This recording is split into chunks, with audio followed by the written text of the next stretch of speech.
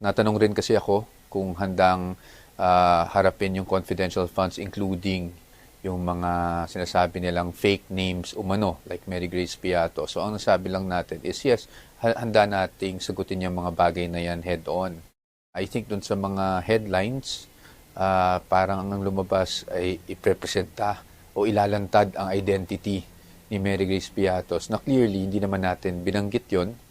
I don't know if it was for clickbait reasons or ano, but mukha namang nagkaroon lang ng siguro miscommunication or misinterpretation on those parts. Well, yung mga statements na inalabas nung nagangalang Mr. Ramil Madriaga, nung lumabas pa lang yan a few months ago, talagang nakita na namin na mukhang isa to sa mga isasama nila sa grounds for impeachment or ebidensya supporting yung kanilang grounds for impeachment. Kaya pinaghandaan na rin natin yan at we are ready without of course giving you the specifics kasi we don't want to telegraph our defenses. But we are ready to show na pawang kasinungalingan yung mga nilalaman ng affidavit na ito through evidence of our own.